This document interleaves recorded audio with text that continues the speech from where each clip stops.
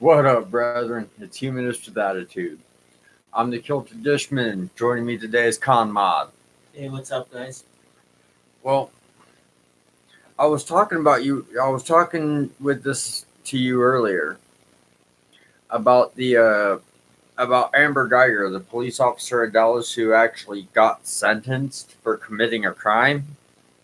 And my first thought was my first question was, well, what was your thought on the 10-year sentence? I was honestly surprised, in a good way, but I was surprised she actually got that much time for what I mean, because the reality is she could have, I believe, gotten as little as 3 years. I was honestly surprised she got that much time in Uh, prison. 3 years. She could have been acquitted. She could have just been let off. She could have had uh, suspension, administrative leave. That's what could have been the punishment. But my dad was actually murdered by his wife's boyfriend and got 5 years for it and got let off early. So the fact that a cop was actually sentenced for a murder charge is, I'm calling that a win. I'm gonna have to call it a win too. I mean, it's a start. It's definitely a good start. Now, what gets me though is this is the first we've heard of a police officer being sentenced.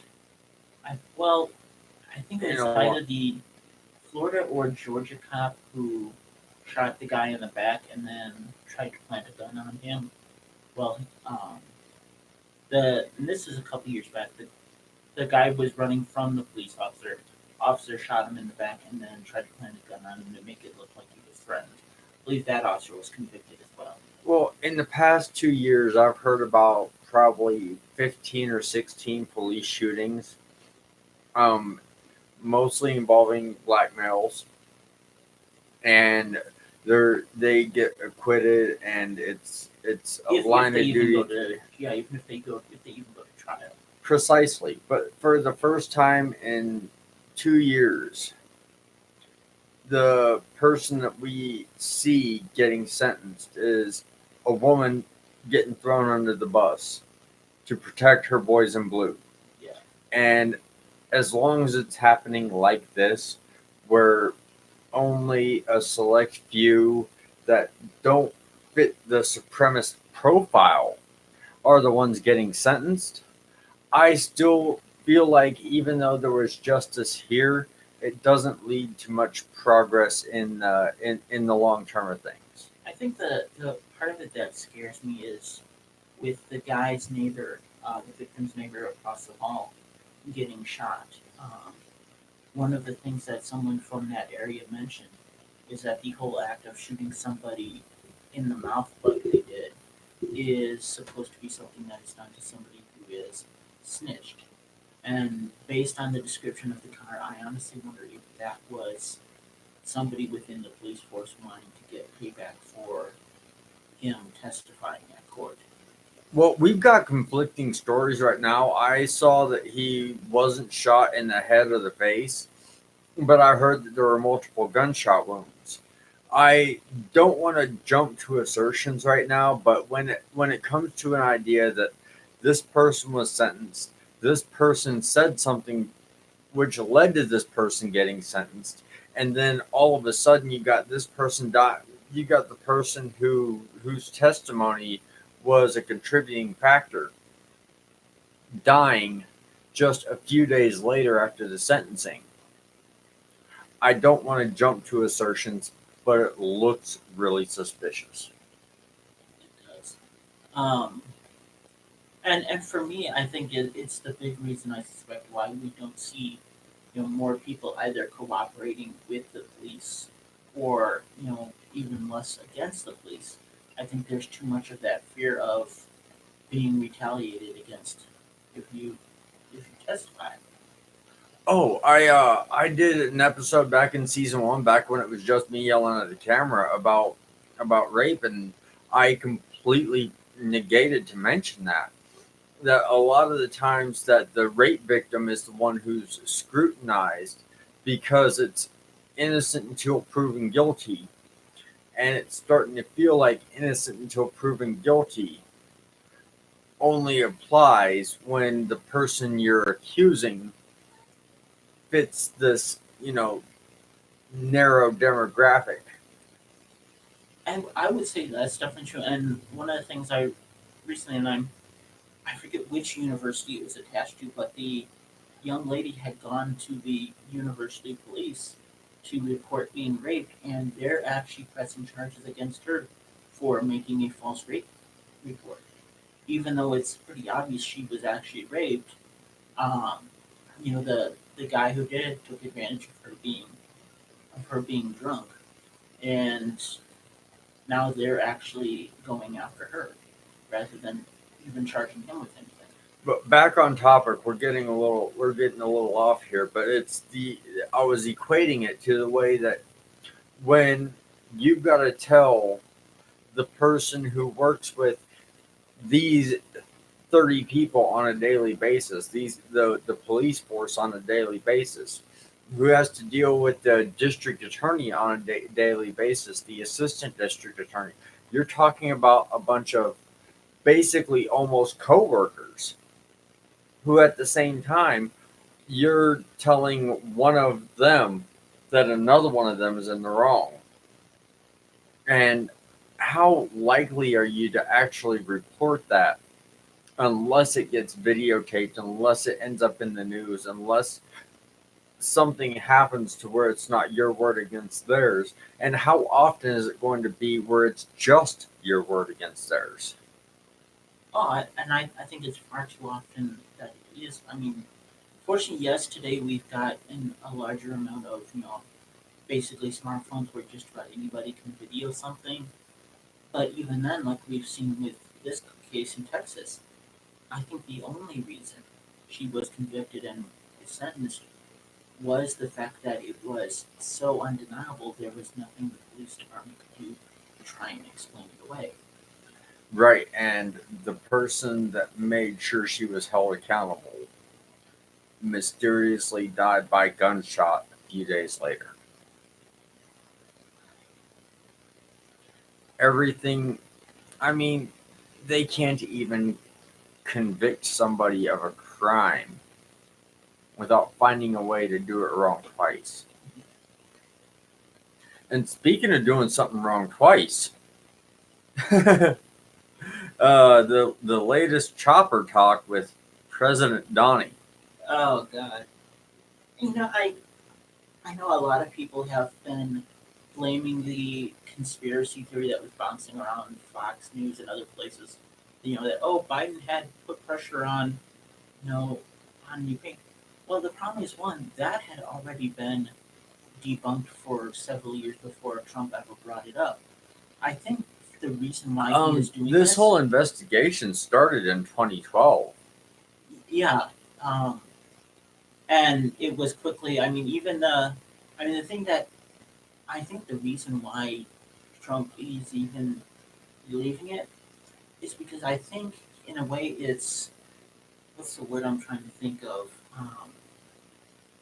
He's imagining Biden having done what Trump would have done had he been in that situation.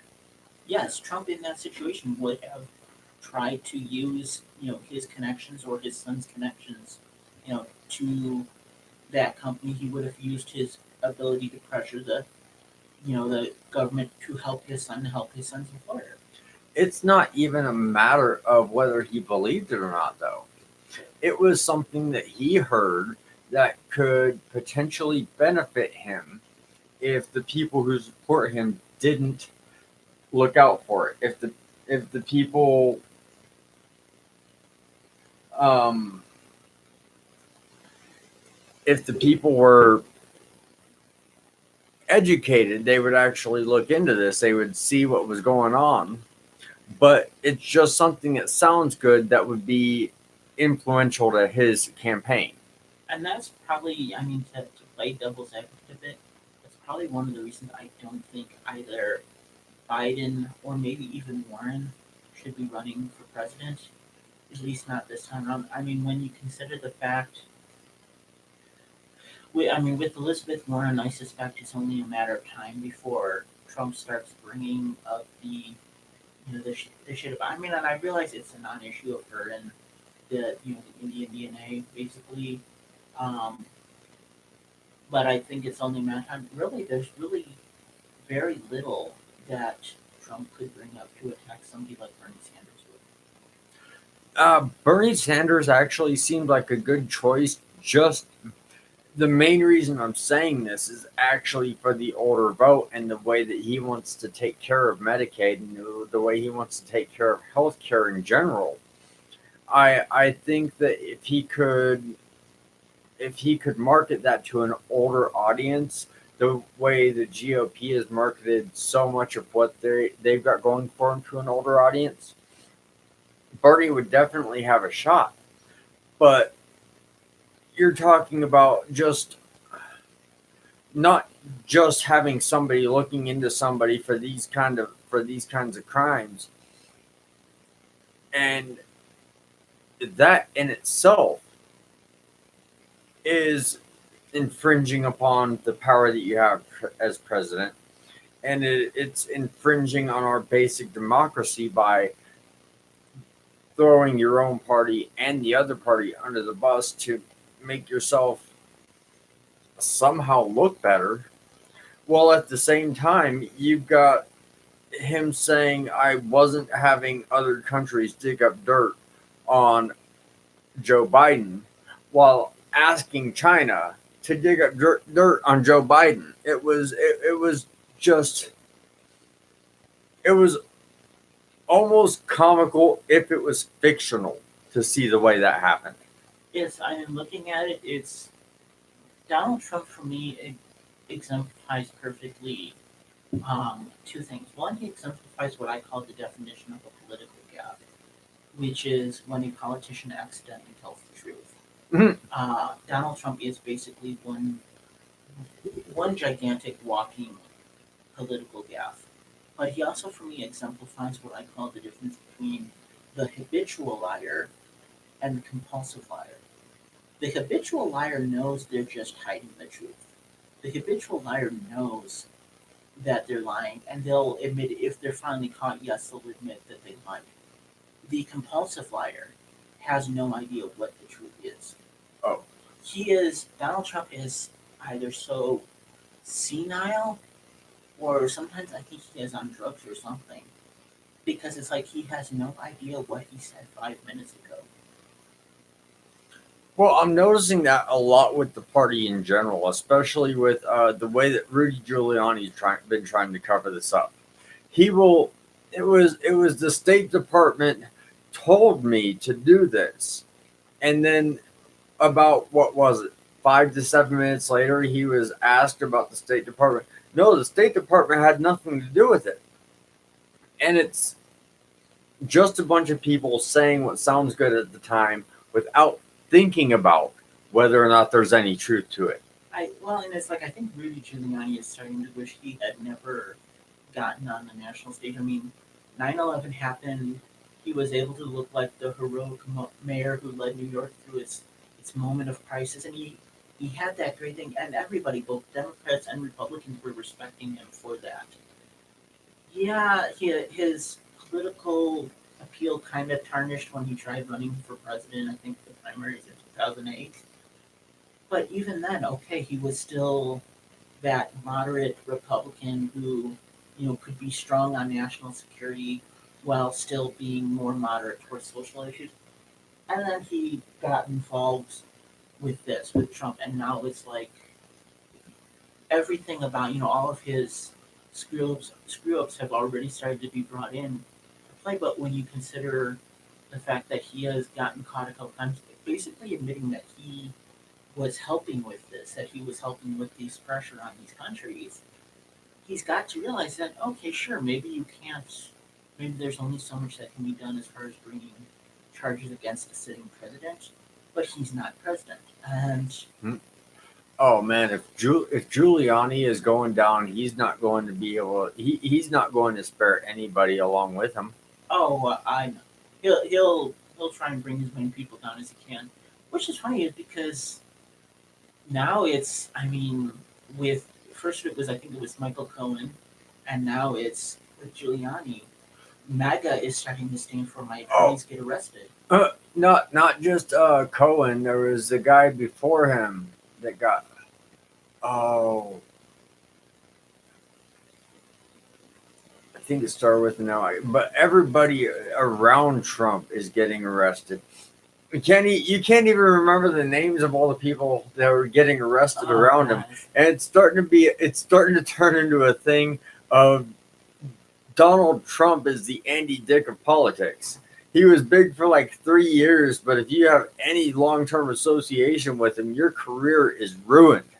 And it's funny is with Trump is like his sole defense right now. I mean, especially with the Mueller investigation, his sole defense was, "I'm too stupid to have realized what was going on around me," which was basically Ronald Reagan's big defense during the Iran Contra scandal. It was, "Oh, I was too stupid to know what they were doing."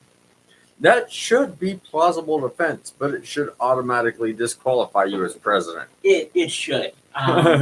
There's probably a couple presidents who would qualify under that. George W. Bush as well.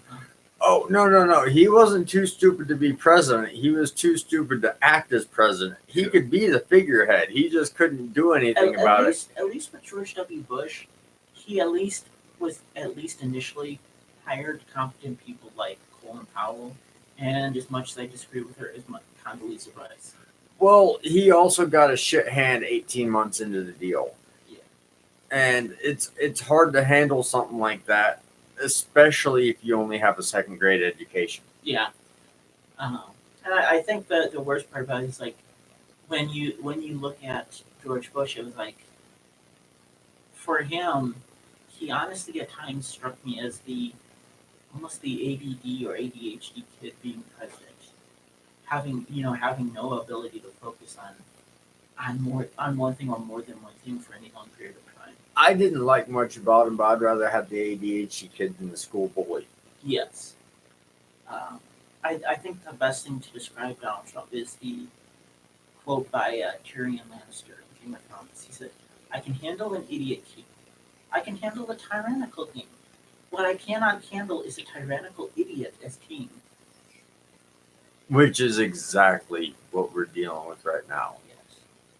Well, CONMOD, it has been fun to join up with you today. I mean, our live chat's still dead, but hopefully we'll get that. What's on your mind, bro? No, just live chat is dead. That's because the live chat has died. Yeah, I guess we're not going to be able to resurrect it. Give me a few days. Yeah. But it was fun to talk to you, and I hope to meet you here again, man. Yeah. Take care. Of course, you also have to wonder if H.P. Lovecraft was talking about Donald Trump. That is not dead, which can eternal lie. I love it, man. I'll get back to you.